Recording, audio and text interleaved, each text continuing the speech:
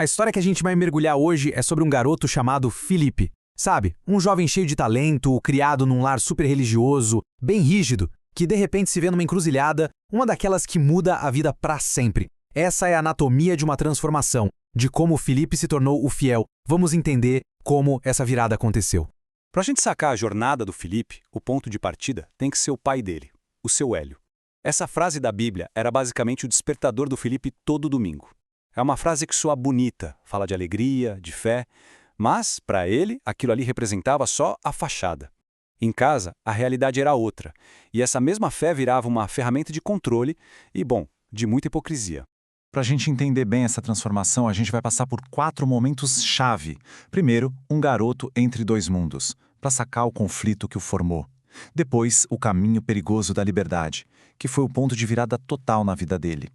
Aí a gente vai ver a ascensão de fiel, quando ele assume essa nova identidade. E por fim, o preço do poder, que é o clímax brutal dessa história toda. Então, vamos lá, para a primeira parte. É aqui, na base de tudo, que a gente entende que a personalidade do Felipe não foi moldada pelo que ele ouvia na igreja, não, mas sim pelas contradições que ele via dentro da própria casa. E o contraste aqui é gritante. Na rua, os pais dele pareciam uma família de comercial, sabe? Perfeitos, devotos.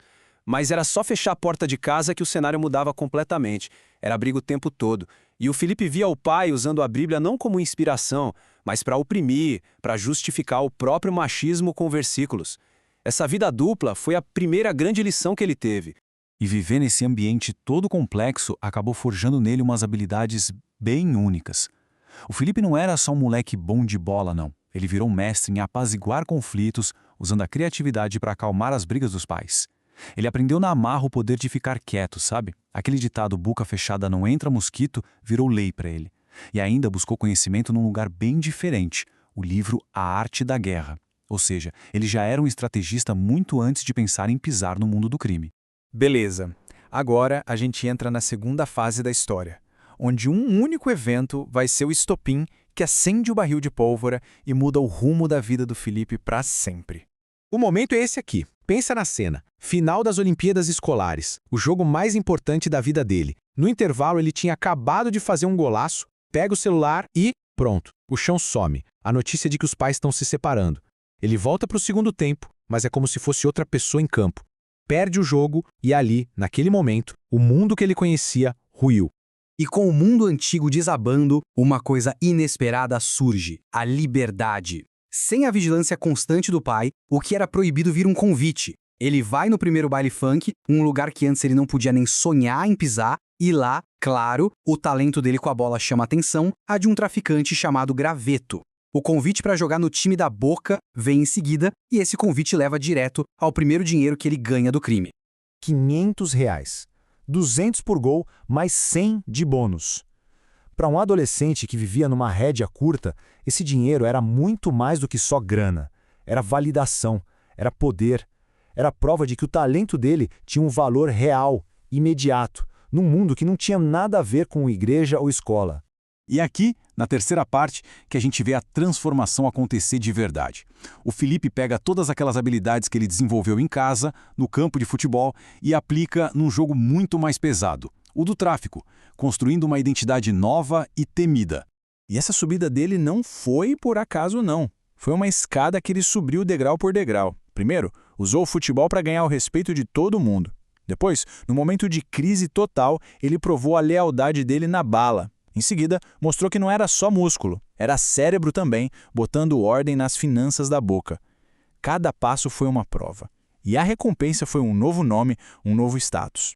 O momento que cravou o destino dele foi esse. Imagina, tá rolando um churrasco e do nada a polícia invade. É aquele caos, todo mundo correndo. O Felipe, que nunca tinha atirado em ninguém, pega uma pistola que estava na mesa e atira na perna de um policial. Essa atitude dele dá tempo para todo mundo fugir, inclusive o chefe com a grana e as drogas. Ele não só salvou a pele da galera, ele salvou o negócio.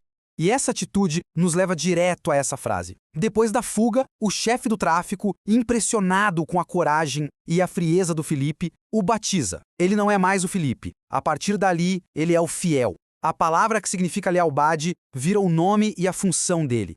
E agora a gente chega na reta final. Naquele ponto sem volta. O momento em que o fiel, já com o nome na praça, precisa mostrar que a autoridade dele é inquestionável, da forma mais definitiva e brutal possível.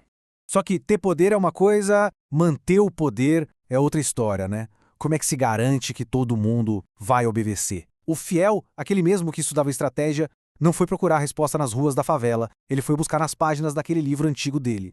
Ele lembrou da história do Sun Tzu, o general que precisava treinar um exército de mulheres e, para impor disciplina, executou as 2 líderes que debocharam das ordens dele. A lição era simples e brutal. Para ter a obediência de todos, você precisa dar um exemplo com a desobediência de poucos. Era preciso cortar o mal pela raiz. E então ele bota a lição em prática. No meio do baile funk, um traficante chamado Kiko Boladão o desafia na frente de todo mundo. O fiel não pensa 2 vezes. Ali mesmo, na frente da comunidade inteira, ele executa o cara. Não foi um ato de raiva. Foi uma demonstração de poder friamente calculada. Um recado bem claro para todo mundo de que a bagunça tinha acabado. E logo depois dessa demonstração de força, ele estabelece sua nova lei. A violência não era o objetivo final, era o meio para impor uma nova ordem. O fiel cria uma regra que muda o jogo na favela. Viciado passa a ser tratado como cliente. E morador, que é a base de tudo, passa a ser tratado como patrão. Uma jogada de mestre para estabilizar o negócio e, de quebra, ganhar o apoio da comunidade. E tudo isso nos deixa com uma baita questão no final, né? Essa jornada do Felipe de menino da igreja a chefe do tráfico, o que foi isso?